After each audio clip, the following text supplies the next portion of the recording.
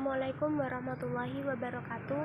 Kami dari kelompok 10 yang beranggotakan yang pertama Lulu Faikotul Khairah dengan NIM 212101040030, dan yang kedua Adinda Putri Rizky Prahadianti dengan NIM 212101040036, dan yang ketiga yaitu Qoturnada Miftaharani dengan NIM 212101040067. Pada pertemuan kali ini, kami akan mempresentasikan tentang tafsir Al-Quran tentang pendidik dan peserta didik. Dan yang akan kami bahas, yang pertama yaitu hakikat pendidik, dan yang kedua yaitu ayat tentang pendidik, dan yang ketiga adalah hakikat peserta didik, dan yang keempat yaitu ayat tentang peserta didik. Hakikat pendidik. Hakikat pendidik adalah seseorang yang mengajarkan atau mengarahkan anak didiknya ke arah jalan yang benar dan penuh tanggung jawab di dunia ataupun di akhirat.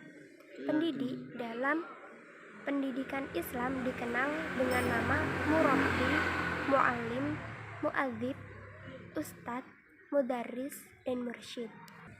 Dalam Al-Quran sendiri terdapat beberapa surat yang menjelaskan tentang pendidik. Di antaranya surat Al-Kahfi ayat 60 sampai ayat 82, surat Al-Jumu'ah ayat 2, dan surat Ar-Rahman ayat 1 sampai 4.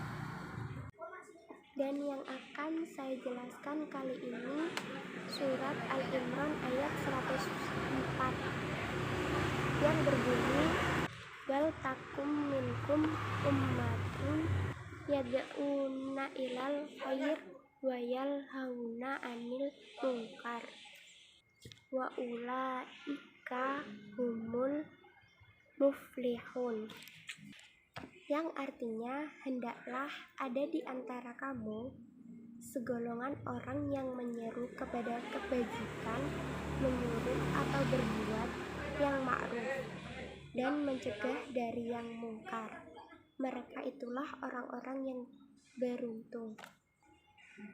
Penjelasan dari ayat tersebut yaitu pada ayat ini Allah memerintahkan orang mukmin agar mengajak manusia kepada kebaikan, menyuruh perbuatan ma'ruf, dan mencegah perbuatan mungkar, dan secara terus-menerus menyeru kepada kebajikan, yaitu akhlak, perilaku, dan adat istiadat yang berkembang di masyarakat yang tidak bertentangan dengan agama, dan mencegah dari perbuatan mungkar, yaitu sesuatu yang dipandang buruk dan diingkari oleh akal sehat.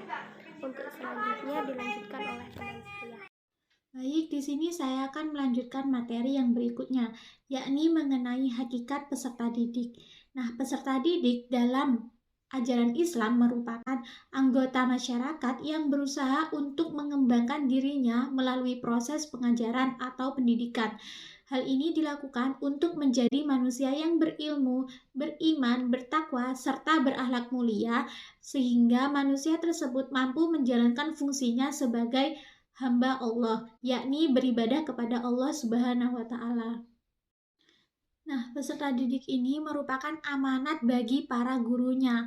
Jika murid dibiasakan untuk melakukan kebaikan, niscaya murid tersebut akan tumbuh menjadi orang yang baik pula. Sebaliknya, jika peserta didik itu dibiarkan begitu saja atau ditelantarkan tanpa pendidikan, niscaya dia akan menjadi manusia yang celaka dan binasa. Nah, jadi kita sebagai calon guru dan juga calon orang tua harus mendidik anak kita dengan baik pula. Hal ini sesuai dengan hadis Nabi yang artinya muliakanlah anak-anakmu dan didiklah mereka dengan baik. Hadis riwayat Ibnu Majah. Selain hadis Nabi, terdapat ayat Al-Quran yang membahas mengenai peserta didik.